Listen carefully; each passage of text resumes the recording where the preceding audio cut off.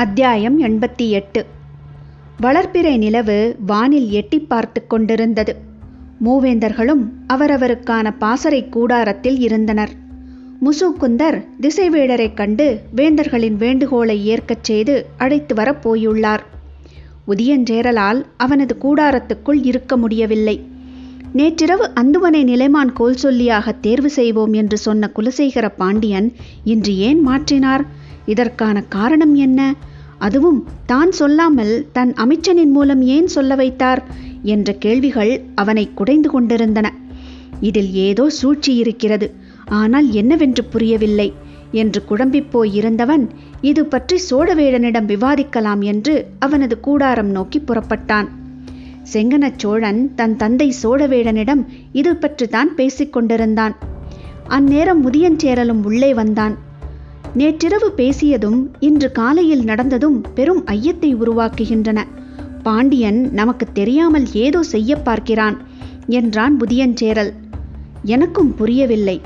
திசைவேடர் மிக கடுமையானவர், அறம் பிறழாதவர், கபிலர் மீது மிகுந்த பற்று கொண்டவர்.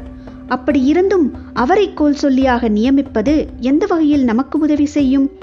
நம்மிடம் அந்துவன் எனச் சொல்லிவிட்டு அவையில் ஏன் மாற்ற வேண்டும் என்று அடுக்கடுக்கான கேள்விகளோடுதான் நாங்களும் இருக்கிறோம் என்றார் சோழவேடன். திசைவேடரும் வேண்டாம், அந்துவனும் வேண்டாம். நம் கணியன் ஒருவனை கோல் சொல்லியாக அமர்த்துவோம்.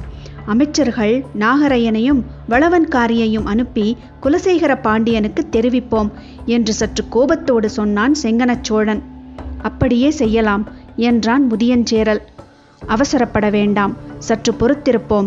ஏன் நம்மிடம் தெரிவிக்காமல் திசைவேடரின் பெயரைச் சொன்னார் குலசேகர பாண்டியன்? அந்த காரணம் நமக்கு தெரிய வேண்டும். அதற்கேற்பதான் நம்முடைய அடுத்த கட்ட செயல்பாடு அமைய வேண்டும் என்றார் சோழவேடன்.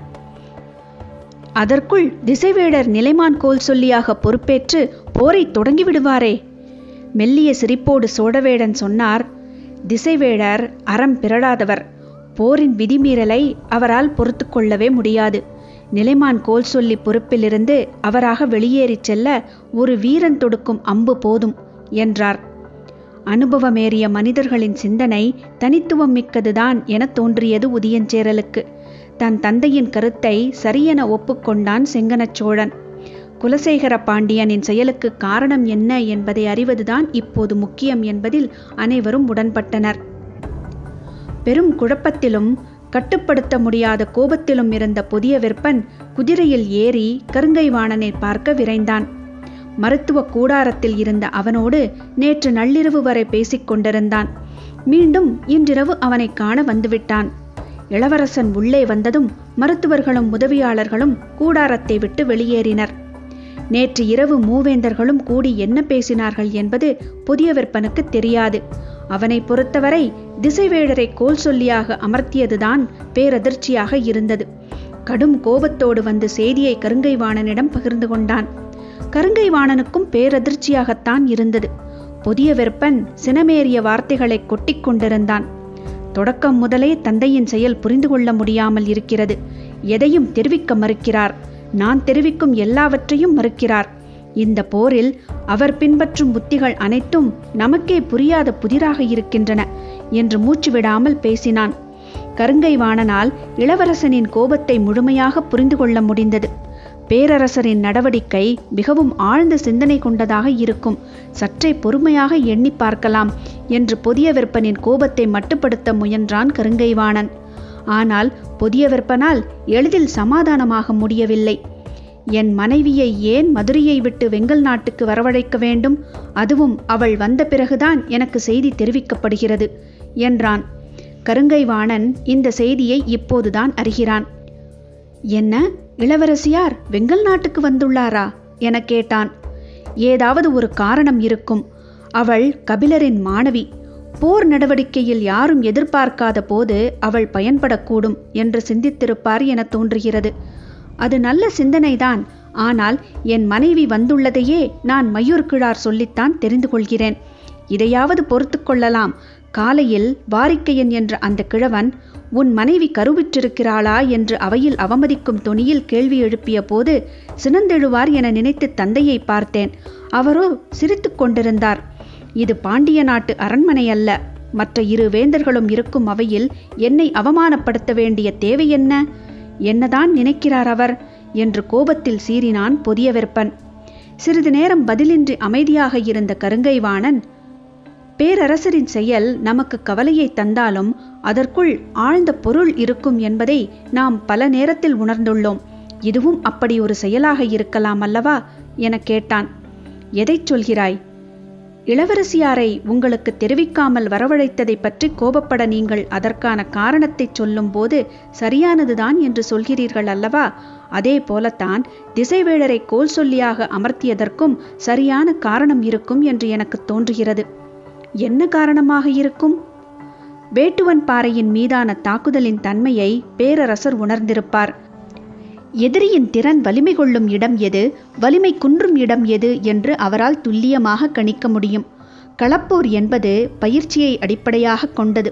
பயிற்சியற்ற படை வீரர்கள் தாக்குதல் போரைப் போலவே களப்போரிலும் எல்லா திசைகளிலும் அளவற்ற ஆவேசத்தை வெளிப்படுத்துவர். அதனாலேயே அவர்களை சூழ்ச்சிகளுக்குள் சிக்க வைக்க வாய்ப்பு அதிகம். அது மட்டுமல்ல, பரம்பினரை போர் விதிகளுக்குள் அடக்குவது ஏதோ ஒரு வகையில் அவர்களை கட்டுப்படுத்துவதுதான். காட்டாற்றின் வேகத்தை கரையெழுப்பியே வாய்க்காலின் வழியே பிரித்து பணிய வைப்பதைப் போலத்தான். அவர்களின் தரப்பில் கோல் சொல்லியாக கபிலர் இருக்கும்போது திசைவேழரை நமது தரப்பு கோல் சொல்லியாக தேர்ந்தெடுத்தது சிறந்த தந்திரம் என்றே நான் நினைக்கிறேன். போர் விதிகளுக்குள் மீண்டும் மீண்டும் அவர்களை உட்படுத்தும் ஆயுதமாக கபிலரையும் திசைவேழரையும் ஒரு சேர பயன்படுத்த நினைத்துள்ளார். காட்டு யானையின் 2 காதுகளிலும் 2 அங்குசங்களை மாட்ட நினைக்கிறார் பேரரசர் என்றான் கருங்கைவாணன். இப்படியொரு காரணத்தை பொதியவெற்பன் சிந்திக்கவில்லை.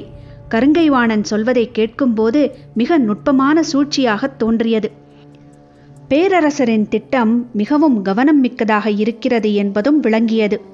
ஆனாலும் மனதுக்குள் வலி அகலவில்லை. சட்டென நினைவுக்கு வந்து மீண்டும் கேட்டான் பொதியவெற்பன். நேற்று பரம்புடனான போருக்கு விதிகளே வகுக்கக்கூடாது என்று சொன்னாய், இன்று இப்படி பேசுகிறாயே? ஆம், இப்போதும் எனது நிலை அதுதான். ஆனால் விதிகள் வகுக்கப்பட்ட போர் என்று முடிவெடுத்த பிறகு சிறந்த போர் உத்திகளை பயன்படுத்த வேண்டும். இப்போது பேரரசர் அதைத்தான் செய்துள்ளார் என நினைக்கிறேன் என்றான் கருங்கைவாணன். வெங்கல் நாட்டின் வடபுறத்து குடில் ஒன்றில் தங்கியிருந்தார் திசைவேழர். கபிலரும் வாரிக்கையனும் புறப்பட்ட சிறிது நேரத்திலேயே திசைவேழரை பார்க்க விரைந்தார் முசுகுந்தர். வைகைக்கரையில் இருந்த திசைவேழரை போருக்கான நாள் குறித்து தரச் சொல்லித்தான் அழைத்தனர். ஆனால் அவரோ போரை தவிர்க்க கபிலர் மூலமாக ஏன் பேசி பார்க்க கூடாது என கேள்வி எழுப்பினார். அவர் சொன்னதை ஏற்ற வேந்தர்கள் கபிலருக்கு தூது அனுப்பி பேசி பார்த்தனர். ஆனால் பேச்சுவார்த்தை தோல்வியடைந்தது. அன்று மாலையே திசைவேழருக்கு அந்த செய்தி தெரிவிக்கப்பட்டது. அவரது சொல்லை கேட்டு வேந்தர்கள் 3 பேச்சுவார்த்தை நடத்தினர். ஆனாலும் போரை தவிர்க்க முடியவில்லை. எனவே இனி அவர்கள் கேட்பது போல போருக்கான நாள் குறித்து கொடுப்பதை மறுத்து சொல்ல முடியாத நிலை திசைவேழருக்கு உருவானது. சற்று குழப்பமான மனநிலையுடனே குடில் விட்டு அகலாமல் இருந்தார் திசைவேழர். இரவு பரவும் வேளையில் குடிலுக்கு வந்து சேர்ந்தார் முசுகுந்தர். மாணவர்கள் விளக்கை ஏற்றிக் கொண்டிருந்தனர். செய்தி திசைவேழருக்கு சொல்லப்பட்டது. மீண்டும் நாள் குறித்து கேட்பதற்காக முசுகுந்தர் வந்துள்ளார் என நினைத்தபடி அவரை உள்ளே வரச் சொன்னார் திசைவேழர். தான் வந்துள்ள பணி எவ்வளவு கடினமானது என முசுகுந்தருக்கு நன்கு தெரியும். திசைவேழர் இதற்கு ஒப்புதல் தருவது எளிய செயலன்று. ஆனாலும் பேரரசர் குலசேகர பாண்டியனின் விருப்பத்தை நிறைவேற்றுவதில் தோல்வியடைந்துவிடக் கூடாது என்ற முடிவோடு வந்திருந்தார். திசைவேழரின் முன் பணிவு குலையாமல் அதே நேரத்தில் எந்தவித தயக்கமுமின்றி தான் மனதுக்குள் பலமுறை சொல்லி பார்த்த சொற்றொடரை தலை தாழ்த்தியபடியே கூறினார் முசுகுந்தர். இப்பெரும் போருக்கான வேந்தர் படையின் நிலைமான் கோல் சொல்லியாக தாங்கள் இருந்து வழிநடத்த வேண்டும் என்று மூவேந்தர்களும் விரும்புகின்றனர் பேராசானே. போர் நிலத்தையே பார்க்கக்கூடாது என நினைப்பவனை போரின் அத்தனை கொலைகளையும் உற்று நோக்குபவனாக மாற்ற நினைக்கும் வேண்டுகோள் அவரை நடுங்கச் செய்தது. ஒரு கணம் திகைத்துப் போனார். அதிர்ச்சி சினமாக உருமாறியது. ஆனாலும் கட்டுப்படுத்தினார். மெல்லிய குரலில் உதிர்ந்த இலையை ஊதித் தள்ளுவதைப் போல இந்த வேண்டுகோளை அப்புறப்படுத்தினார். சினமேறிய வெளிப்பாடு இல்லாதது முசுகுந்தருக்கு சற்றே ஆறுதலாக இருந்தது. ஆனாலும் அவரின் ஏற்பை பெறுவது எளிய செயல் அல்ல. எல்லா வகையிலும் முயன்று அவரின் ஒப்புதலை பெற மனதை ஆயத்தப்படுத்திக் கொண்டார். திசைவேடர் தனது வழக்கத்துக்கு மாறான செயலை செய்து கொண்டிருந்தார். பொங்கி எழும் சினம் சொல்லின் மேல் படியாமல் பார்த்து கொண்டார். நிராகரிக்கும் ஒன்றின் மீது உணர்ச்சியை படிய விடுவது பொருளற்றது என்று அவருக்கு தோன்றியது. முழுமுற்றாக நிராகரிப்பதற்கும் நிராகரிக்கும் காரணத்தை விளக்குவதற்கும் நுட்பமான இடைவெளி உண்டு. கண்ணுக்கு தெரியாமல் ஒரு படி கீழிறக்கும் செயல் அது. திசைவேடர் நிராகரிக்கும் ஒற்றை சொல்லை மட்டுமே இயல்பான தோணியில் சொல்லிக் கொண்டிருந்தார். எப்படியாவது அதற்கான காரணத்தை விளக்கும் இடத்துக்கு அவரை வரவழைத்து விட வேண்டும் என முயன்றார் முசுகுந்தர். திசைவேடர் போன்ற பேராசானை துளி துளியாகத்தான் கரைக்க முடியும். இந்த போரில் தனக்கு வழங்கப்பட்ட மிக கடினமான பணி இதுவாகத்தான் இருக்கும். இத்தனை ஆண்டுகால அனுபவத்தை உரு திரட்டி எதை சொன்னால் திசைவேடரின் சொற்கள் கனிவு கொள்ளுமோ அதற்கான வெட்கையை உருவாக்கும் காரணத்தை தேர்வு செய்து கூறினார். போரின் அறத்தை சிறந்த கோல் சொல்லிகளால் மட்டுமே நிலைநிறுத்த முடியும். எனவே நீங்கள் மூவேந்தர்களின் கூட்டுப்படைக்கு நிலைமான் கோல் சொல்லியாக இருந்து இந்த போரை அறவிதிகள் மீறாமல் நடத்தித்தர வேண்டும். நீண்ட அமைதிக்கு பிறகு திசைவேடர் கூறினார், அறம் பேண பொது இடமன்று போர்க்களம். அது நம்மை இரக்கமற்ற மனநிலைக்குள் முழுமுற்றாக மூழ்க வைக்கும். எனவே இந்த வேண்டுகோளை என்னால் ஏற்கவே முடியாது. இந்த இடத்துக்கு அவரை வரவழைக்கத்தான் இவ்வளவு முயன்றார் முசுகுந்தர். கரையத் தொடங்கிய ஒன்று மறுபடியும் தனக்குத்தானே உறைந்து இறுகுவது எளிதன்று. இனி வெக்கையின் அடர்த்தியை வெப்பத்தின் இளஞ்சூடாக மாற்ற முயன்றார் முசுகுந்தர். ஏற்றுக்கொள்ளப்பட்ட பொது விதிகளைத்தானே முன்னோர்கள் அறம் என வகைப்படுத்தினர். நாற்றங்காலின் அறமும் அறுவடைக்களத்தின் அறமும் செயலின் வழியே தானே வெவ்வேறானவை. வரையறுக்கப்பட்ட கடமையின் அடிப்படையில் அவற்றுக்குள் வேறுபாடு எதுவும் இல்லையே. பயிரை நடுவதும் பயிரை அறுப்பதும் சமநிலை கொண்ட செயல்பாடுகள் என்பதே அறத்தின் குரல். அப்படியிருக்க பொது இடம் என்றோ போர்க்களம் என்றோ வேறுபடுத்துவது பொருளற்றதுதானே பேராசானே. முசுகுந்தரே, விதிகளும் அற உணர்வும் எப்போதும் பொருந்திப் போவதில்லை. விதிகள் சமமான தோற்றத்தை உருவாக்க நினைப்பவை. அற உணர்வு சமமற்றவற்றின் நியாயத்தை பற்றி நிற்பவை. போருக்கு தேவை போர் விதிகள்தான். அவற்றை போரின் அறம் என சொல்வது அறிவுடைமை ஆகாது. சமமான அளவீடுகளை உருவாக்குவதே சமமற்றவருக்கு எதிரான அறச்சிந்தனையின் வெளிப்பாடுதான். அதனால் தானே இந்த செயலில் தன்னை பொருத்திக் கொள்வது கடமை என பெரும் புலவர் கபிலர் முன்வந்துள்ளார். சற்றே அதிர்ந்தார் திசைவேடர். என்ன, கபிலர் கோல் சொல்லியாக இருக்க முன்வந்துள்ளாரா? ஆம், பரம்பின் தரப்பில் நிலைமான் கோல் சொல்லியாக இருக்கப் போகிறார் பெரும் புலவர் கபிலர். அதனால்தான் மூவேந்தர்களும் ஒருமித்த குரலில் பேராசானே தங்களுக்கான நிலைமான் கோல் சொல்லியாக இருக்க வேண்டும் என விரும்புகின்றனர். விதிகள் நீரை ஒழுங்குபடுத்தும் வாய்க்காலை போன்றவை. ஆனால் கண்ணுக்கு தெரியாமல் நீரில் கரையக்கூடியவை. அதனால்தான் உருவாக்குபவனுக்கு பணியும் தன்மை விதிகளின் இயல்பாகிறது. ஆனால் அறம் எனப்பட்டது அனைவரையும் கூர்த்தீட்டி பார்த்து தன்னை நிலைநிறுத்திக் கொள்வது. உங்கள் பேரரசர்களை நன்றாக சிந்தித்துக் கொள்ள சொல்லுங்கள். நான் போரின் விதிகளை நிலைநிறுத்தும் கோல் சொல்லியாக செயல்பட மாட்டேன். அறத்தை நிலைநிறுத்தும் கோல் சொல்லியாகவே செயல்படுவேன். அது வெற்றியின் சுவைக்கு உவப்பானதன்று. முழுமுற்றாக மறுத்து கொண்டிருந்த திசைவேடர் இவ்வளவு இறங்கி வந்ததும் இறுகப் பற்றிக்கொள்ள நினைத்தார் முசுகுந்தர். குலசேகர பாண்டியனின் உத்தரவை நிறைவேற்ற முடியாமல் போய்விடுமோ என்ற பதற்றம் தணியத் தொடங்கியது. உறுதியான குரலில் கூறினார், இதற்கு முன் இந்த மண் காணாத பெரும் போர் இது. மூவேந்தர்கள் ஓரணியில் அணிவகுத்து நிற்கப் போகின்றனர். பறவைகளால் பறந்து கடக்க முடியாத நிலப்பரப்பில் வீரர்கள் வாளேந்தி நிற்பர். இந்த மாபெரும் போரை அறம் பிறழாமல் நடத்த வேண்டும் என்று பாண்டிய பேரரசர் கருதுகிறார். வரலாறு இருக்கும் வரை இந்த போர் நிலை பெறப் போகிறது. இதில் அடையப்போகும் வெற்றி எந்த வகையிலும் குறைவுடையதாக இருக்கக்கூடாது என்பதில் குலசேகர பாண்டியன் மட்டுமல்ல, மற்ற இரு பேரரசர்களும் மிகுந்த விருப்பத்தோடு இருக்கின்றனர். எனவேதான் தங்களின் ஒப்புதல் தலையாயது என கருதுகின்றனர் என்றார். திசைவேடர் எதிர் சொல்லின்றி அமைதியானார். வைகையின் தென் திசையில் நீங்கள் குடில் அமைத்திருந்தால் வெள்ளத்தை கடந்து அந்துவனால் வந்து உங்களை கண்டு பேசியிருக்கவே முடியாது. நீங்கள் வடதிசையில் குடிலமைத்ததே இங்கு வந்து சேருவதற்காகத்தான்.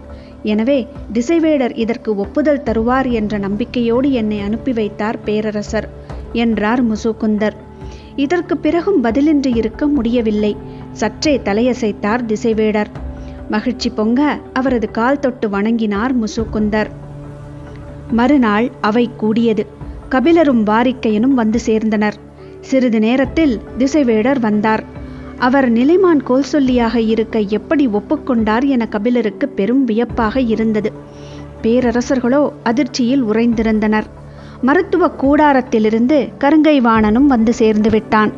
குலசேகர பாண்டியனின் தந்திரமிக்க செயல் இது என்று அவன் நினைத்தான். ஆனால் குலசேகர பாண்டியனோ ஏறக்குறைய கலங்கிய நிலையில் இருந்தார். நேற்று நடுப்பகலில் பேச்சுவார்த்தை முடிந்ததும் அப்படியே போய் மயங்கி தூங்கியவர் நள்ளிரவுதான் எழுந்தார். அதன் பிறகுதான் என்ன நடந்தது என கேட்டறிந்தார். நிலைமான் கோல் சொல்லியாக திசைவேடரை தேர்வு செய்ததை கேள்விப்பட்டு நடுங்கிப் போனார். எப்படி இது நடந்தது என அவைக்குள் இருந்த பணியாளர்களிடம் மீண்டும் மீண்டும் கேட்டார்.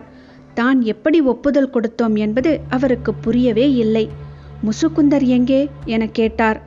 திசைவேடரிடம் ஒப்புதல் பெற போயுள்ளார் என்று தெரிவித்தனர். இவ்வளவு குழப்பங்களுக்கு பிறகும் அவருக்கு இருந்த நம்பிக்கை திசைவேடர் இந்த ஆலோசனையை ஏற்றுக்கொள்ள மாட்டார் என்பதுதான். எனவே நாம் முன்னரே தெரிவித்தபடி நாளை காலை அந்துவனை நிலைமான் கோல் சொல்லியாக தேர்வு செய்து விடலாம் என நினைத்து அந்துவனுக்கும் செய்தி சொல்லி ஆயத்த நிலையில் இருக்கச் சொன்னார். ஆனால் அதிகாலையில்தான் செய்தி வந்தது, திசைவேடர் ஒப்புதல் வழங்கிவிட்டார் என்று. குலசேகர பாண்டியனுக்கு செய்தி சொல்லப்பட்ட அதே நேரத்தில் மற்ற இரு பேரரசர்களுக்கும் செய்தி சொல்லப்பட்டு விட்டது. குலசேகர பாண்டியனால் நம்பவே முடியாத செய்தியாக இது இருந்தது. போர் தொடங்க நாள் குறித்து கொடுக்க சொன்னதற்கே அவ்வளவு தயங்கிய அவர் கோல் சொல்லியாக இருக்க எப்படி ஒப்புக்கொண்டார் என்பது பெரும் கேள்வியாக இருந்தது. தனக்கு என்ன நேர்ந்தது என்பதும் தன்னை சுற்றி என்ன நடக்கிறது என்பதும் புரிபடாத நிலையில் மீள முடியாத குழப்பத்தில் மூழ்கினார் குலசேகர பாண்டியன்.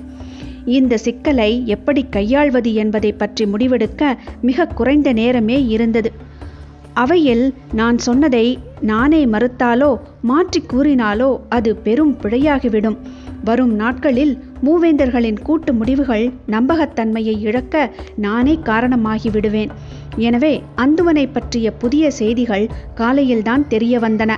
அவன் ஆபத்து நிறைந்தவன். அதனால் திசைவேடரை தேர்வு செய்ய எண்ணினேன். ஆனால் முன்கூட்டி தெரிவிக்க முடியாமல் போய்விட்டது என்று சொல்லி சமாளிக்கலாம் என்ற முடிவுக்கு வந்தார். எனக்கு என்ன நேர்ந்தது? சற்றே நினைவு தவறி மீண்டது போல் உள்ளது. காலையில் உண்ட உணவால் அப்படி ஆனோமோ? இது தற்செயலா அல்லது யாராலாவது திட்டமிடப்பட்டதா என்று அவருக்குள் கேள்விகள் எழுந்தபடியே இருந்தன. அனைத்தையும் தீவிரமாக விசாரிப்பது என முடிவுக்கு வந்தார். நடந்துள்ள நிகழ்வுகள் அனைத்திலும் மிக துடிப்பாக செயல்பட்டுள்ளவர் முசுகுந்தர். அவையில் திசைவேடரின் பெயரை சொன்னதும் நள்ளிரவு வரை அவருடன் வாதாடி ஒப்புதல் பெற்றதும் இப்போது அவைக்கு அழைத்து வந்துள்ளதும் முசுகுந்தர்தான். இவை அனைத்திலும் மிக தீவிரமாக அவர் செயல்பட்டுள்ளார்.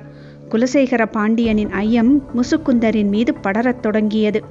ஆனாலும் இப்போது நடக்க வேண்டியதில் மட்டும் கவனமாக இருப்போம் என்ற முடிவுடன் அவையில் அமர்ந்திருந்தார். திசைவேடரும் கபிலரும் ஒருங்கே அமர்ந்திருக்கும் பேரவை. மூவேந்தர்களும் அவர்களின் தளபதிகளும் அமர்ந்துள்ளனர். உடன் பரம்பு நாட்டு பெருங்கிழவர் வாரிக்கையன் இருந்தார். மாபெரும் மனிதர்களால் நிறைந்த அவை இது. வேட்டுவன் பாறைக்கு வந்து திரும்பிய திசைவேடரை இவ்வளவு விரைவாக போர்க்களத்தில் காண்போம் என கபிலர் எண்ணவில்லை. கவலை தோய்ந்த முகத்தோடு அவரை அருகில் சென்று வணங்கினார். அவரின் முகக்கவலையை உணர முடிந்தது. என்ன சொல்வதென்று சிந்தித்தபடி திசைவேடர், புலிமுன் ஆடா, புலிமுன் புலியா, புலிமுன் யானையா என்பதை இணைந்து கண்டறிய போகிறோமா கபிலரே என கேட்டபடி இருக்கையில் அமர்ந்தார். முகத்தில் பரவிய சிறு சிரிப்போடு தனது இருக்கையில் அமர்ந்தார் கபிலர். திசைவேடர் அமர்ந்ததும் போர் விதிகளுக்கான பேச்சுவார்த்தை தொடங்கியது. இதுவரை வழக்கத்தில் உள்ள விதிமுறைகளை கூறுங்கள் என்றார் திசைவேடர். குலசேகர பாண்டியனின் வலதுபுறமிருந்து முசுகுந்தர் எழுந்த அதே நேரத்தில் சோழவேடனின் பக்கத்தில் இருந்த வளவன்காரி கையில் ஏட்டுடன் எழுந்து முன்வந்தான். உள்ளே வந்து அமர்ந்ததிலிருந்து வாரிக்கையன் அவையில் உள்ள ஒவ்வொரு முகத்தையும் கூர்ந்து பார்த்து கொண்டிருந்தார். குழப்பமும் பதற்றமும் மிரட்சியுமாக முகங்கள் இருந்தன. மிகுந்த தெளிவோடு இருந்த ஒரே முகம் முசுக்குந்தரின் முகம் மட்டுமே.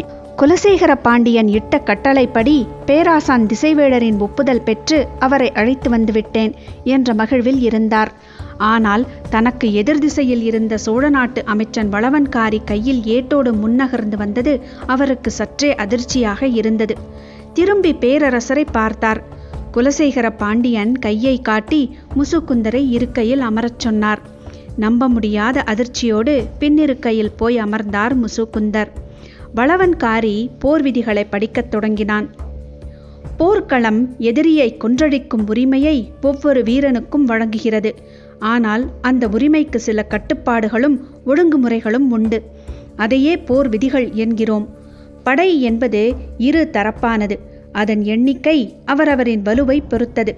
எக்காரணம் கொண்டும் எண்ணிக்கையின் மீது இன்னொருவர் சம உரிமை கோர முடியாது. போர்க்களம் என்பது வெற்றி தோல்விகளை கண்டறியும் இடம். அதில் தீர்ப்பு சொல்ல யாரும் தேவையில்லை. வெற்றியோ தோல்வியோ அதை அடைகிறவனுக்கு அதுவே எல்லாவற்றையும் சொல்லிவிடும். நிலைமான் கோல் சொல்லிகள் போரை விதிமீறாமல் நடத்திச் செல்வர்.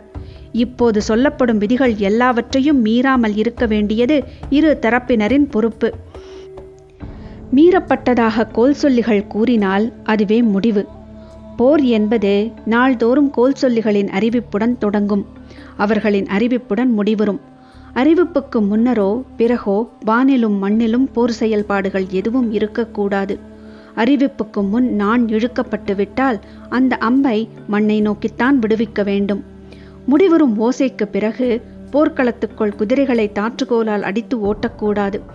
யானைகள் பிளிர பாகன்கள் அனுமதிக்கக்கூடாது. அந்த கணமே அனைத்தையும் நிறுத்துதல் வேண்டும். தாக்குதல் கண்டு புறமுதுகிட்டு ஓடுகிறவனையோ, கைகூப்பி வணங்குகிறவனையோ, அவிழ்ந்த தலைப்பாகையை சரி செய்கிறவனையோ, ஆயுதம் இழந்தவனையோ தாக்கக்கூடாது. காலாட்படை காலாட்படையுடன் தான் மோத வேண்டும். அதே போல குதிரைப்படையும் யானைப்படையும் தேர்ப்படையும் தம்மையொத்த படைகளுடன் மட்டுமே மோத வேண்டும். தேரையோட்டும் வலவனும் யானையை செலுத்தும் பாகனும் போர்க்களத்தில் இருந்தாலும் அவர்கள் போர் வீரர்கள் அல்லர். எனவே அவர்கள் ஆயுதங்களை தொடக்கூடாது. அவர்களின் மேல் ஆயுதங்களை பயன்படுத்துதல் கூடாது. ஆயுதங்களில் விலங்கினங்களின் நஞ்சையோ தாதுக்களின் நஞ்சையோ பயன்படுத்துதல் கூடாது. அதுவரை படிக்கப்படுவதை கேட்டுக்கொண்டிருந்த வேந்தர்கள் மூவரும் நஞ்சினை பற்றி கூறும்போது ஒருவரையொருவர் திரும்பி பார்த்தனர். இது பொதுவாக எல்லா போர்களிலும் உள்ள விதிதான். ஆனால் எந்த போரிலும் திசைவேடர் போன்ற மாமனிதர் நிலைமான் கோல் சொல்லியாக இருந்ததில்லை. எனவே இந்த விதி படிக்கப்படும் போது சற்றே கலக்கமாக இருந்தது. எண்ணற்ற நஞ்சின் வகைகள் மூவேந்தர்களின் படைக்கொட்டில்களிலும் பயன்படுத்த ஆயத்தமாக இருந்தன. நஞ்சினை பற்றிய பேச்சு வந்ததும் குலசேகர பாண்டியனின் நினைவு நேற்றைய நிகழ்வுக்குள் போனது. எனக்கு கொடுத்த சுவை நீரில் நஞ்சேதும் கலக்கப்பட்டிருக்குமோ, அதனால்தான் நான் நினைவு பிறழ்ந்தவனாக மாறினேனோ என்று எண்ணினார்.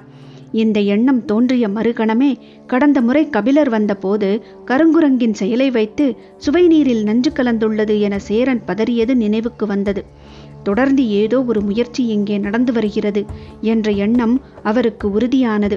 அது யாராக இருக்கும் என்ற சிந்தனைக்குள் இருந்து குலசேகர பாண்டியனால் எளிதில் வெளிவர முடியவில்லை.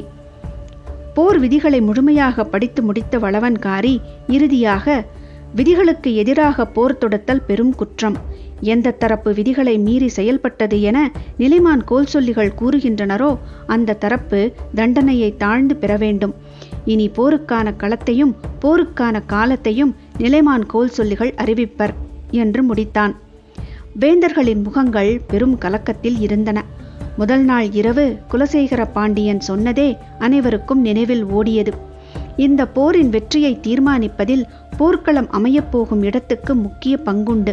தாங்கள் நினைத்த இடத்தில் களத்தை தேர்வு செய்ய எல்லா ஏற்பாடும் செய்திருந்தார் குலசேகர பாண்டியன். ஆனால் இப்போது நிலைமான் கோல் சொல்லியாக வந்திருப்பது திசைவேடர். அவர் முடிவு செய்யும் இடமே போர்க்களமாகப் போகிறது. சற்றே கலக்கத்தோடு மற்ற வேந்தர்கள் குலசேகர பாண்டியனை பார்க்க அவரது முகமோ பெரும் கலக்கம் கொண்டிருந்தது. நானும் கபிலரும் போர்க்களத்தை தேர்வு செய்ய முன் செல்கிறோம். எங்களின் அழைப்பு வந்ததும் இரு தரப்பு தளபதிகளும் வருக. அதன் பிறகு மற்றவர்கள் வரலாம் என்று சொல்லிவிட்டு வெளியில் நின்றிருந்த தேர் நோக்கி நடந்தார் திசைவேடர். அவரை பின்தொடர்ந்தார் கபிலர்.